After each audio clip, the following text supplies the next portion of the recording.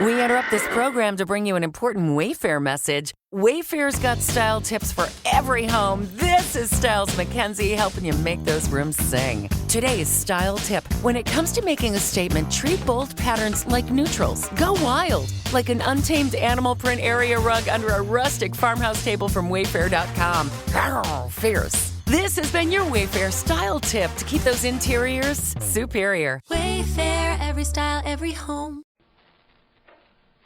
Yeah, this class will be probably 10 or 11. So this is your introduction to abnormal psychology, Psych 239. The course numbers here,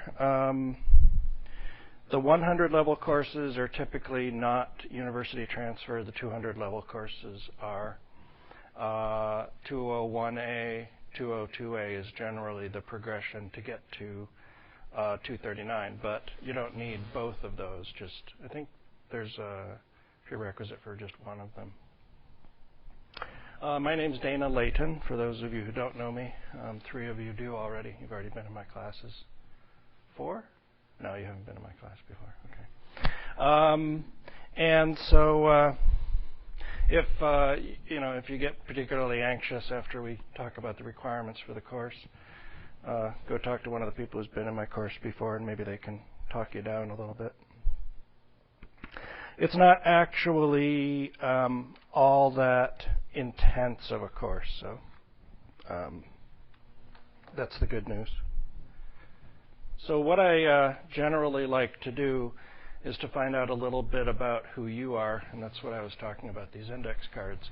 That's kind of how I find out a little bit about you. So here's some information that I would like to get about you. You're welcome. Cheers. Your name, obviously. That's a good way for me to know how to refer to you. If you have a nickname or a preferred name, let me know that. Thanks. And what program you're taking here. That is, are you a university transfer, associate's degree? Maybe you're taking a substance abuse certificate, which this is a requirement for that certificate, I think. Or maybe you're in a dental or nursing program or whatever. This would be a good course to take for nursing, by the way. I've had more than a few students who've taken abnormal psych and have gone into psychiatric nursing afterwards. What you do in your spare time? Do you have any hobbies or pastimes? And I'd like to know why you're taking this course. For some of you, it may be a required course. For some of you, you're filling a social science requirement or a general education requirement. For some of you, it might be that you're just curious. And some of you might be interested in maybe even being psychologists.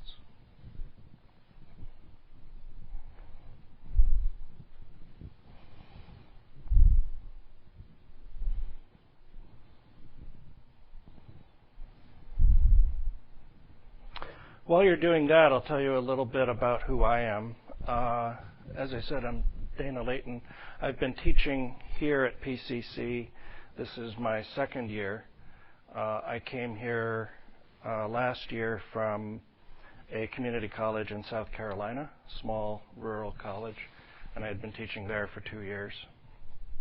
And before that, in 2004, I received my master's degree at the University of British Columbia. When I was there, I was studying social psychology, which has mostly to do with the interaction, the individual's response to interactions with self, others, and groups.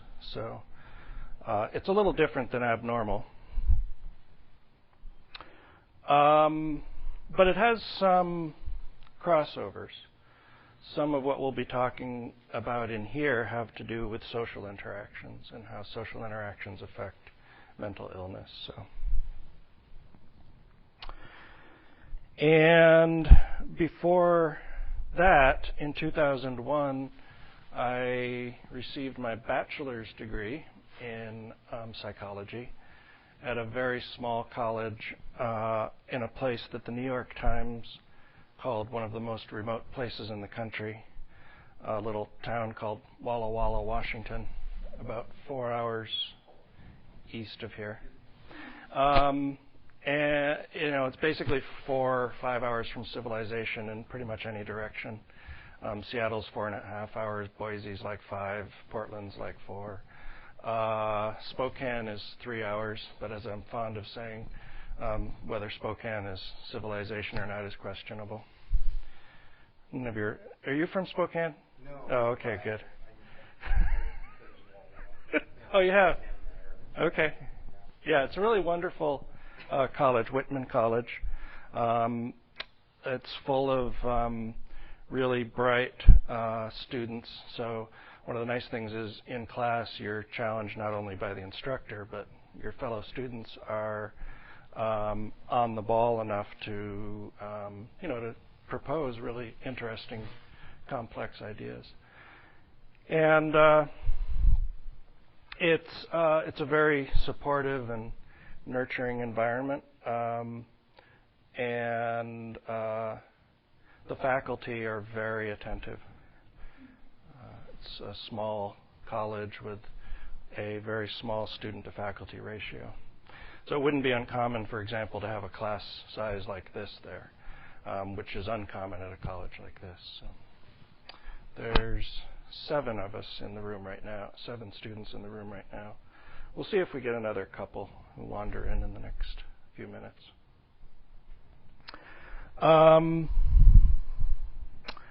What else? Before Whitman, I did my transfer work at community college in California. I graduated with an associate's from Sierra College, which is in the Sacramento area, and I went to about 3 different community colleges in the Sacramento area too. And so I'm familiar with the community college and the pressures that community college students have with trying to balance work and school and maybe home obligations, family obligations. So, what else?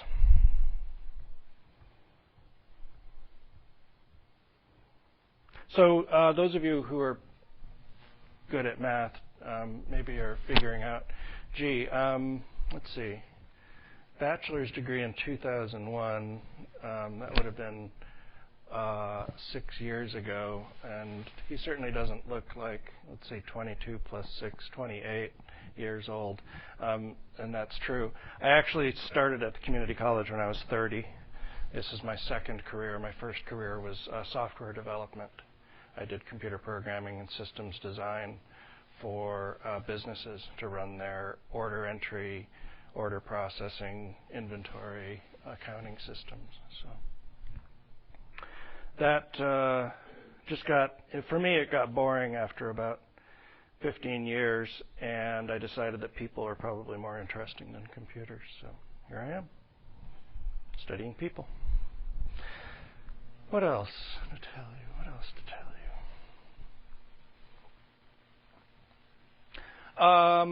Well, I'll tell you that I have personal experience with mental illness. I have family members who have suffered from mental illness, and one who actually committed suicide last March as a result of his mental illness. So it suddenly took on more than sort of an academic interest to me at that point. It suddenly became very personal.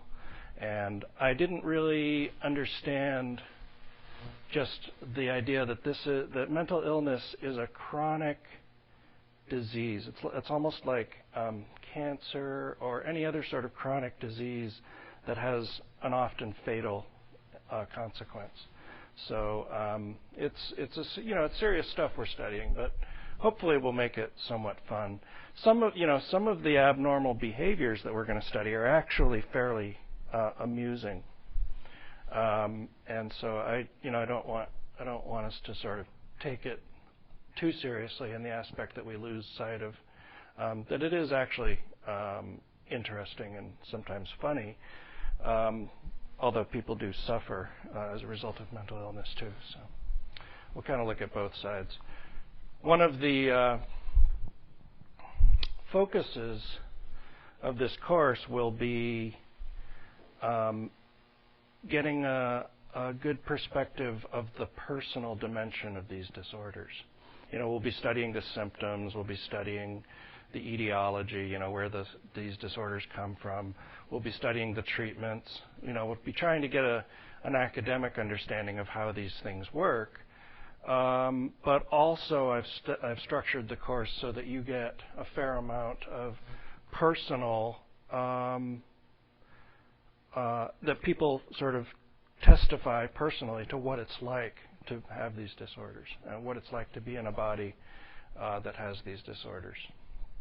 That's a bit of a dualistic way to put it, but it oftentimes feels that way to people who have mental illness, that they're at odds with their mind. They have their rational mind and then the illness, right?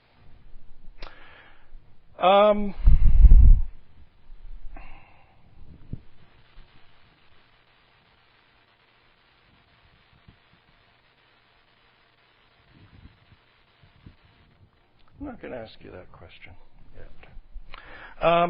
Okay, so let's talk about the course and how it's going to run. So I'll give you the syllabus.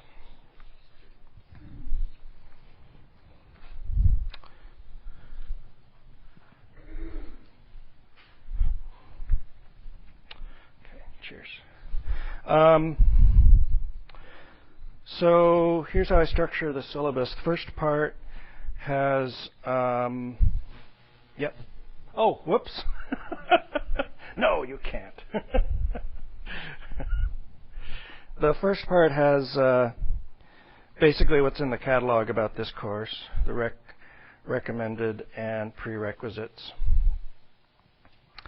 Then I have the required textbooks. There's two, the Sue and Sue book and then the Jameson book. There's an optional study guide for the Sue and Sue book. Then I have how to contact me. You can physically find me in the social science building. It's the, let's see, 2 buildings over from this one, if you go straight down that way. And it's 215, so it's on the 2nd floor. It's the social science division office. Talk to the receptionist and she'll tell you how to get there. I have my office hours listed there. I placed some office hours after this class at 1:30. I'll probably want to get some lunch between 1 and 1:30, but if you want to meet with me after class, I'm happy to do that. My email address, web page information, and chat client information. If you use like the instant messaging programs and you see me online, feel free to get in touch with me there. I say the best time to get in touch with me is during office hours, but I'm open to making an appointment with you at some time outside of that. And I actually give you a link to look at my calendar and see when I have time available. Second page has an overview of the course. I'll let you read that at your leisure. I do give you a warning that this course has a fairly heavy reading load. So I recommend that you'll set aside somewhere between probably 8 and 12 hours a week for the reading for this course. Depending on how fast you read and depending on your particular learning style, that may be more or less than that. So, some course goals: learning how psychologists study abnormal behavior.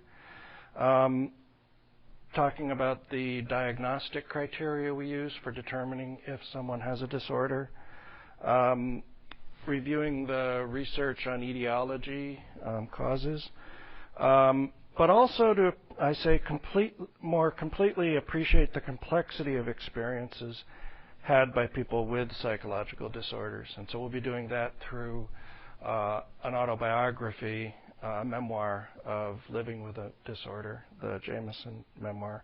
And also, I've got a bunch of video clips that'll help you get an appreciation of that. We'll be learning a little bit about local resources. And I say last but not least, to have some fun while we do this. How we're going to accomplish those goals is on page 3. The readings, that's straightforward. The project, okay. This class, I have integrated with this class what's called a service learning curriculum component. What is service learning? Service learning is an opportunity for you to engage with the subject matter in the course in such a way that it actually reaches out beyond the classroom into the community. And so we'll be running a service learning project which will basically involve an awareness and education event about a psychological disorder. We'll sort of talk about what we want to do a little bit later in more detail. The one that I have picked out that I would recommend for you, but we can choose something different as a class, is eating disorders. And what I would recommend, the easiest way to do this project is to run a information awareness and screening program here on campus to actually work with your fellow students about educating them about eating disorders, giving them an opportunity to take a self-assessment and see whether they're at risk for an eating disorder and stuff like that.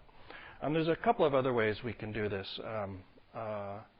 One other idea that I have is that we can do it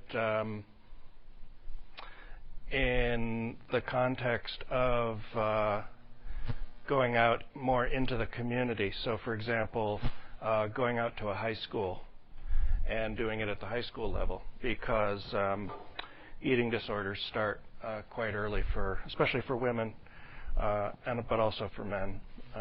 It's a problem. And so we did this in my section in the fall. We ran a National Depression Screening Day event here where we educated people about depression. We gave them an opportunity to take a self-assessment for various mood disorders and anxiety disorders. And one of the things that came out of that was, out of the 50 or so people that the counselors saw as part of the screening, about a third had attempted suicide once in their life. Usually, most of them said when they were about 16. So high school is a real fragile time for people with disorders. So it may be a worthwhile thing to think about, but we'll talk more about that project later. I'm going over page 3 on the syllabus. Assignments. As part of the service learning project, you'll be writing a self-reflective kind of journal. Basically, just your experiences with being part of the project and reflecting on the disorders and how that affects you, and how what you've learned from the process of working with other people and that kind of thing. We have very long classes, 4-hour classes. These are exhausting for me, and I can imagine they're also exhausting for you. So I take relatively frequent breaks in this class. I try to break at least once an hour for about 10 minutes. Sometimes I have to go a little longer. Sometimes I can go a little shorter. And I think I will take a little bit longer break at around 11 or a little bit after to give you a chance to get a bite to eat, because I imagine if you've had breakfast this morning, it was quite early, so like I did at 7 o'clock. So. But as I say, also, I break it up with the use of multimedia and stuff like that, so it's not just me yakking at you. We're going to have, hopefully, quite active discussions about what we're learning here. Grading and assignments. Okay, so here's how I break out the final grade in this course in terms of the different components. Exams are 60%, writing is 15%. The project that you're engaging in will be worth 20%, and class participation is a mere 5%. The reason that class participation is so low, I typically make it 10 to 15%, but partly the participation is folded into the project score, the service learning project. There will be 2 exams, a midterm exam and a final exam. Neither of them is cumulative, so they only cover the material that you're learning either from the beginning of the course or since the midterm, respectively. So each one is worth 30%. That's a significant piece of your grade, so it'll be worthwhile doing well on those. I typically use a combination of multiple choice, fill in the blank, and short answer essay questions on the exams. I always give you a study guide prior to the exam, which will list the parts of the chapters that I'm taking questions from. And that'll help guide your studying in the week prior to the exam. I release that usually about a week before the exam. Absences from the exam. Please let me know if you'd like to take an exam early. If you know you're going to be absent on an exam day, just let me know, and I can arrange to have you take it, maybe with another class if I'm taking exams with another class that week, or just privately with me or in the division office, so that's not a problem. If for some reason you can't let me know that you were absent and you have an emergency and you can't be there, you can make up the exams, but I'll ask you to do that before the next scheduled class period. Okay. Writing. There will be one short response paper. It'll be probably 2 to 4 pages generally, relatively short, and it'll probably be a reflection on the memoir that we're reading, An Unquiet Mind, by K. Redfield Jamison. Has anybody read that already by any chance? Okay, so you're a step ahead of the game. Okay. Well, I'm sure you'll enjoy rereading it. I've reread it a couple times, and I always find something new in it when I reread it. So, how'd you find it when you read it? Did you find it engaging at all? Good. Okay. My students last term responded real well to it. It occurred to me that if we're going to do an eating disorders project, that I should have picked a memoir of someone with eating disorders, but it's too late now.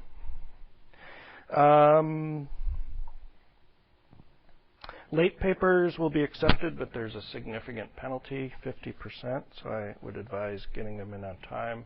I'm happy to give you an extension on the due date if you know in advance that you're, for some reason, not going to be able to get it done. You know, you might have 3 or 4 papers scheduled that week. Just let me know ahead of time, and I'll help you out with an extension. Plagiarism. Do not go to the internet to find a paper about K. Redfield Jamison's An Unquiet Mind. First of all, the assignment that I'm going to give you for the paper is probably one that is not easily obtainable on the internet, but if you feel tempted to do that, be advised that I have had students fail this course as a result of plagiarism, so don't do it. Don't cheat on exams. Don't, straight and narrow. I don't have too much tolerance for that. So then I talk a little bit more in depth about the service learning project on page 4, page 5. I talk about how I score that project. Basically, your journal accounts for 1/3 of the score on the project. So just completing and submitting the journal alone, I don't actually grade the journal. I can't grade your, subjective experience, right? So it really just is the process of completing it. So that's an easy third of the credit. The other 2/3 will be based on your evaluation of your performance and your evaluation of each other's performance. And I have like a survey form that I give you about how you did on each part of the project and how everybody else did, and then I take all that data and come up with a grade. Class participation. This is a small class, so your presence and your attendance here is going to be crucial because your voice is going to be a big part of the experience of being in this class. I can't stand up here and talk at you for 4 hours, so you're going to be part of learning, but you're also going to be part of teaching each other. So please contribute to the learning community we have here. I don't keep track of like how many questions you ask or how many you answer and come up with some formula to figure out participation. It's really a subjective evaluation of your experience here. I say about attendance, please come every day that you can. If you have to miss a class, get notes from a classmate or catch up using I record the lectures and I make them available as a download podcast. So if you have to be absent, at least you can catch up with the lecture and the discussion that we have here. Being late, if you have to be late, please do so quietly. Try to be be like a little tiny mouse. If you have to leave class early, please let me know before class starts. And here's why. Just like everybody else, I'm subject to my own neuroses and insecurities. And if I'm in the middle of talking about something and someone packs up their stuff and gets up and walks out, then that starts my little neurotic brain going, gee, I wonder what I said wrong. How could I be such an insensitive teacher? Why did I take on this job? Why do I think I should be doing this job? Teachers should be understanding and always be available for their students and never insult them. And what a loser I am, right? And then my lecture deteriorates, and then I go home and sulk for a couple of days. I exaggerate, obviously, but I do go through a little bit of that process. So please let me know if you do have to leave early, and I won't do that so much. Cell phones and technology, basically turn off your cell phones in class. I understand that some of you may need to have the ability to receive a call during class, and if that's the case, just let me know, and that's fine. If you want to use laptops, that's fine, but you limit it to classwork rather than something other than classwork. Questions? I'll let you read this at your leisure and ask me more about it as we go along.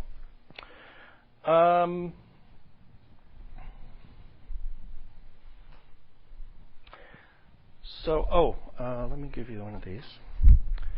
Could you do me a favor on here? Put your name, what program you're taking, like if you're a university transfer or substance abuse counseling or whatever, what you do in your spare time, like your hobbies or pastimes, and why you're taking this course. Yeah, thanks. Okay, so next up is the calendar for this course.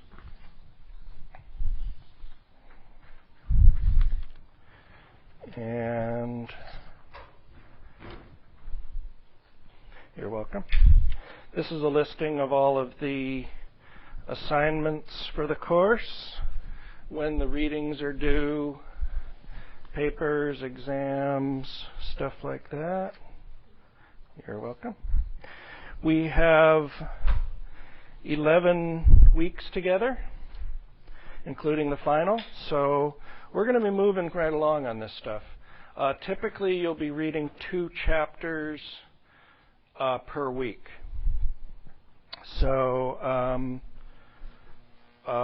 you'll need to, sort of keep up on the reading and not fall behind, because if you fall behind 1 week, you're then reading, 4 weeks. Plus, you're typically going to be reading a fair amount of the Jameson book, so it would be hard to fall behind. I list the topics that we'll talk about in class that week, the reading assignments that are due for that class session. So for week 2, we're going to do some planning for the service learning project, but we're also going to be talking about contemporary views of abnormality and perspectives on abnormal behavior. And so you'll want to read Sue and Sue chapters 1 and 2 before we meet next Friday. And in-class exercises is things that I schedule to be doing sort of in-class time. So there's a couple things I have in here, group work things that we'll be doing, but we'll be doing more than that. We start talking about the Jameson memoir in week 3. So in addition to the chapters 3 and 10 in Sue and Sue, you'll also be reading the prologue and part 1 of Jameson. I think you'll find the reading for, when you read the Jameson book, you don't have to, read it intently for content. It's not like reading the textbook where you have to read that relatively intently to get the content. The Jameson book will be more of a, almost like a pleasure read. But I do want you to kind of just be aware of the themes. But we'll have a discussion on week 3. We'll discuss the prologue in part 1 in class and see if we can draw out some themes and similarities that you find. The 5th week has your midterm, which will include 5 chapters, 1 through 4, 8, and 10. And then the service learning project I've tentatively put in week 8. That is National Eating Disorders Awareness Week. So if we do the Eating Disorders project, that would be the logical week to do it in, but we don't have to do it that week either. The service learning journals will be due the week after that. There's a paper for the Unquiet Mind, which will be due just before the final. And then we have the final. Please be advised this calendar is subject to change. Things happen. I could say something else, but I'm on the podcast, so I won't say the swear word. Things happen, and I may need to adjust the calendar. If so, I'll notify you in class and by email that I've had to change the calendar. The smallest number of revisions I've ever had for one of my course calendars, I think, is 2. And the largest is 7. So they seem to be getting fewer as I teach more and more. Each term I teach, I seem to be getting a little better at figuring out the scheduling. So won't change too much. Yes, I have an answer. Mm-hmm.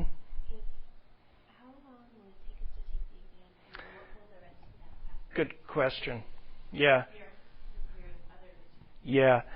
Actually, the exam itself will probably take you only about an hour to an hour and a half, and I don't have anything else scheduled for that class period. That gives me a little bit of flexibility in case I need to throw something in after the exam. Like, we may want to do some service learning project planning after the exam or something like that.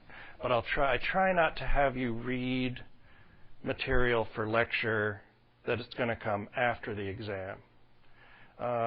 Those of you who have taken intro psych in memory, what's it called when later learning interferes with your memory for prior learning?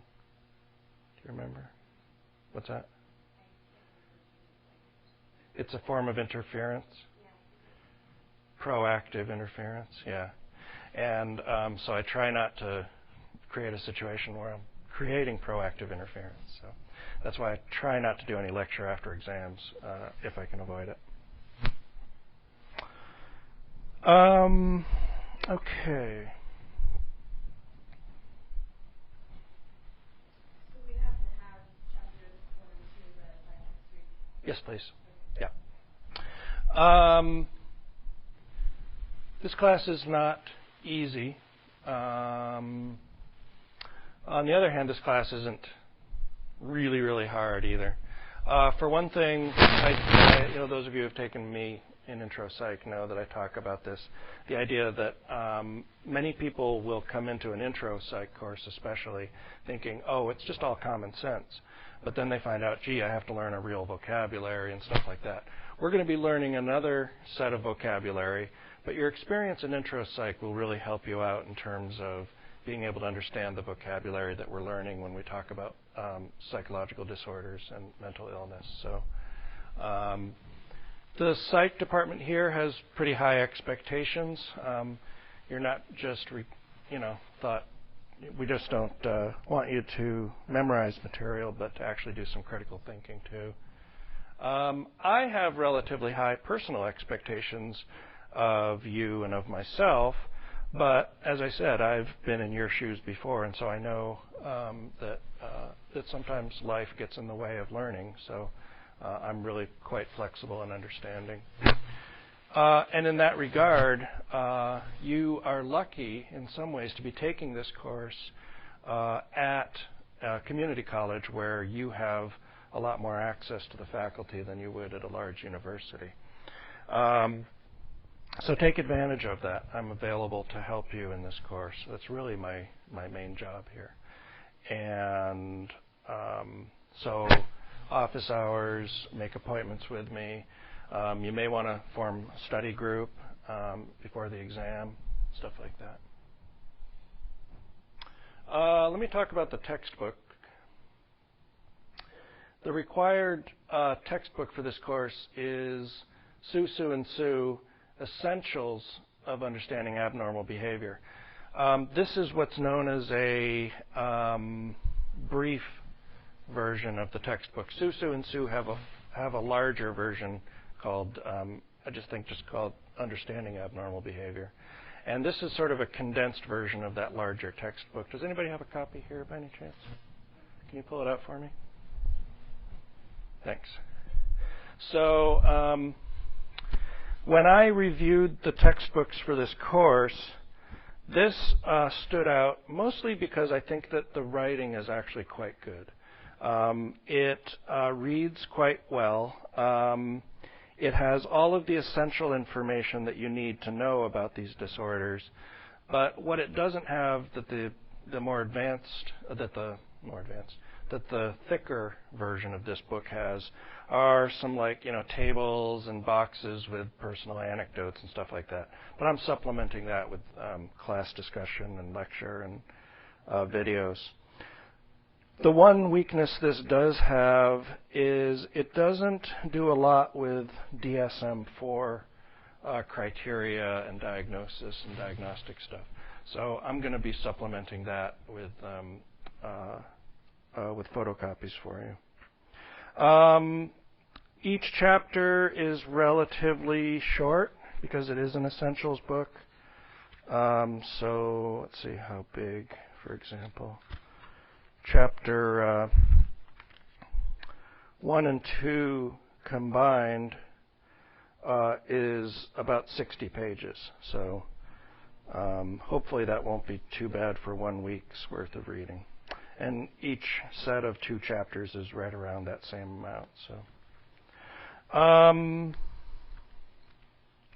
I'd like your, as we go along, I'd like your feedback on the textbook too, how you find it in terms of reading, how you find it in terms of coverage of the material. I think it's quite good. Also, it's a lot less expensive. Typically, the book that I would use instead of this is a book by Altman's, and that book I think would cost you about $130. I think this one is $80 or $90 at the bookstore. So I think it's a lot more affordable. So that's why another reason that I chose it. You can get a study guide, which gives you practice tests, fill in the blank kinds of testing questions. I advise it. The reason that I do that is what we know from research on learning and memory is that the best memory performance gains come not from continually studying and restudying material, but rather studying and testing yourself. That process of finding out what you don't know through your self-testing actually results in learning gains that don't come from just continually studying. So I will recommend that you think about picking that up.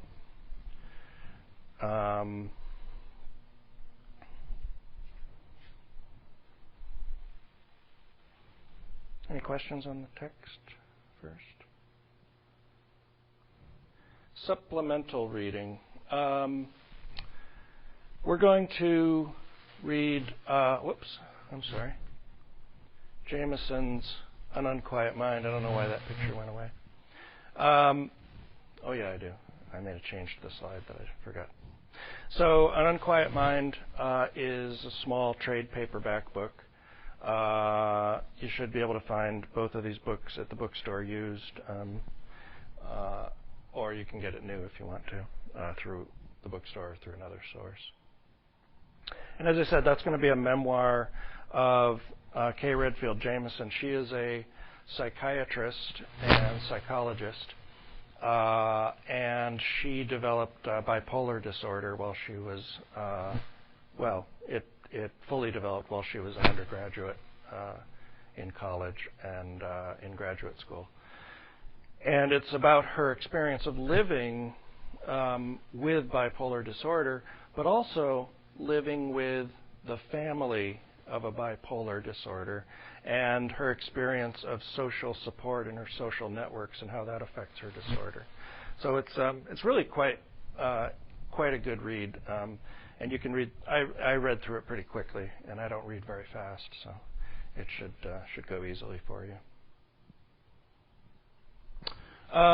Service learning. As I said, the Service Learning Project is a way for you to be of service, having learned what you've learned about what we'll learn about eating disorders, and to provide screening, referrals, education, and what's really important in abnormal psych and in mental illness is reducing the stigma that's associated with mental illness.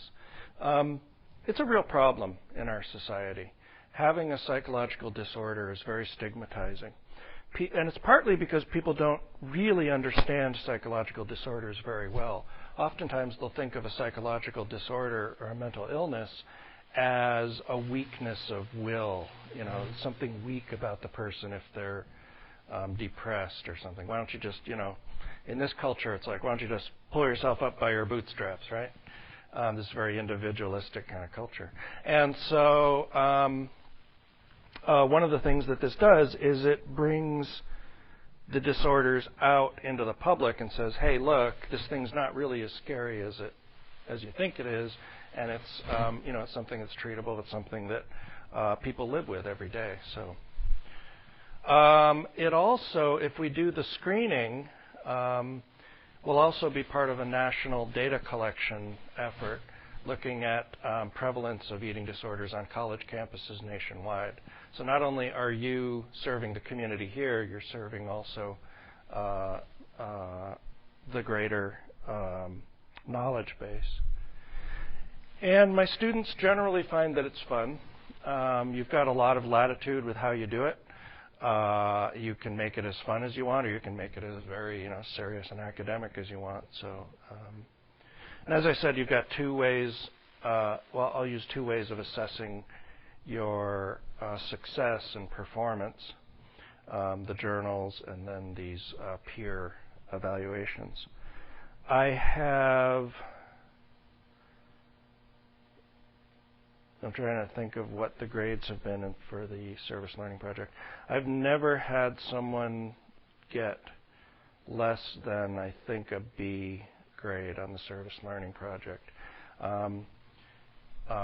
Generally, people respond to this really well, and as a result, I can give them a good evaluation for it. So. Any questions on that service learning stuff? Yeah.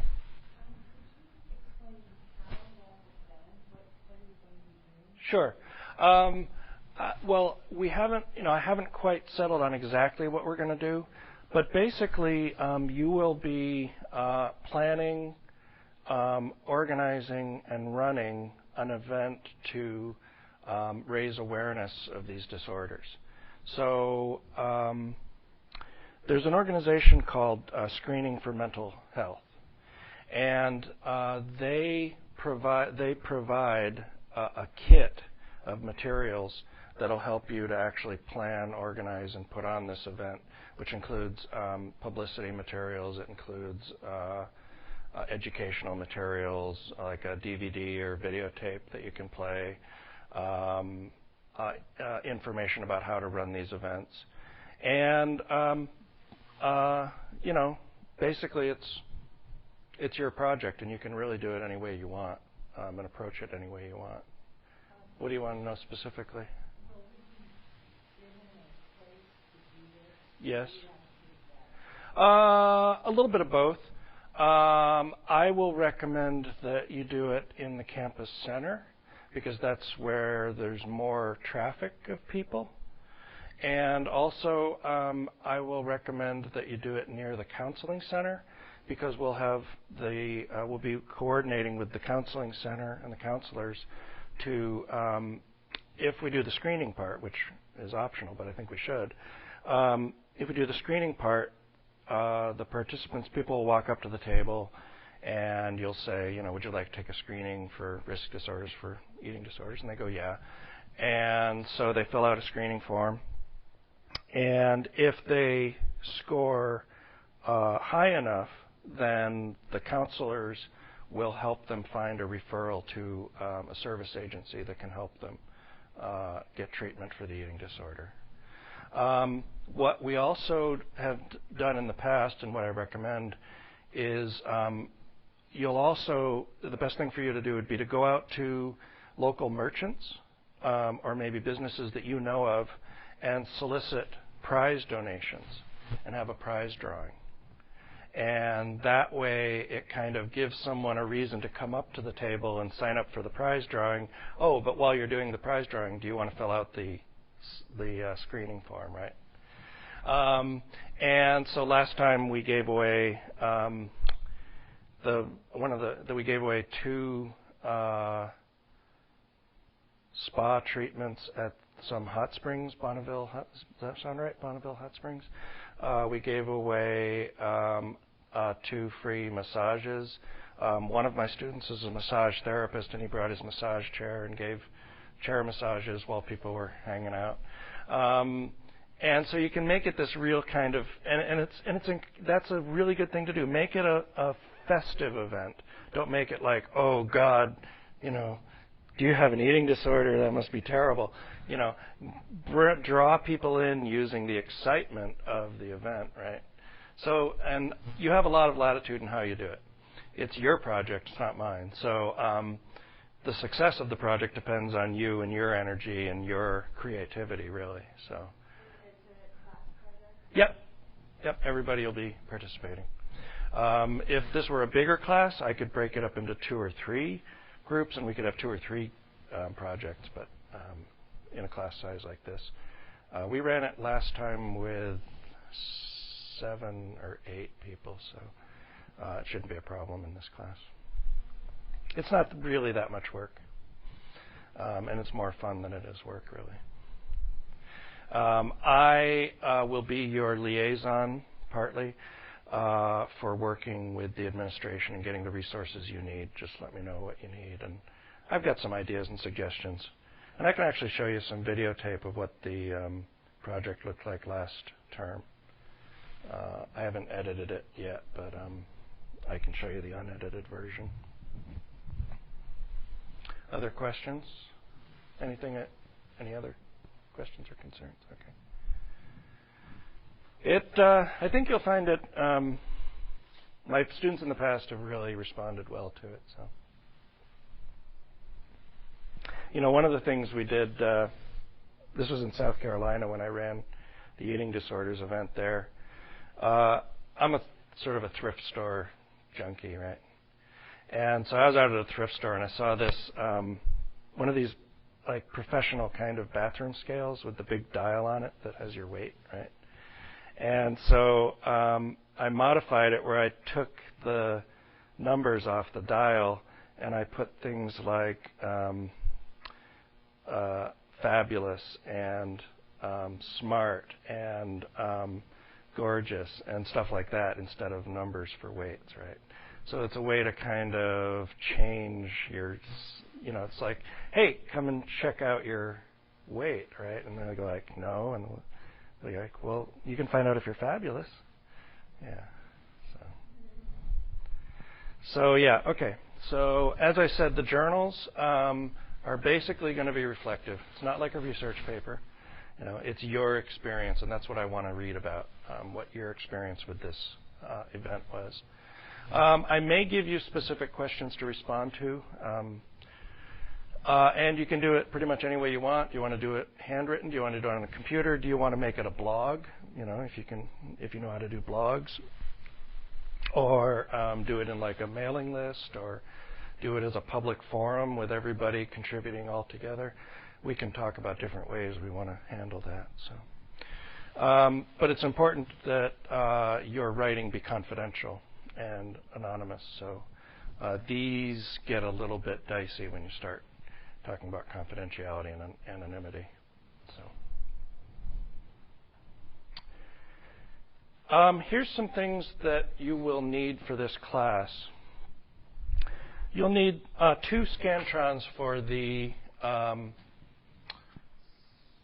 midterm and the final. And the ones you need are like a half-page format. And it's 882E is the form number.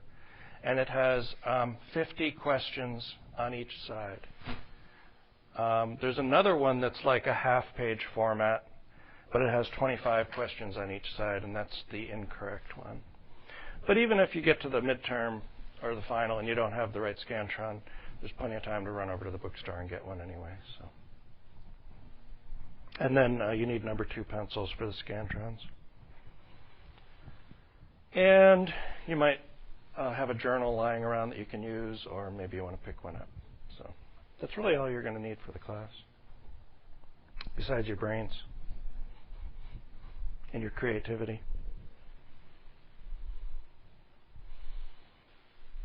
Any questions so far? Yes, you'll be turning it into me. I will read it and return it to you. Yeah. Or shred it if you don't take it back. Okay, let's take a break now.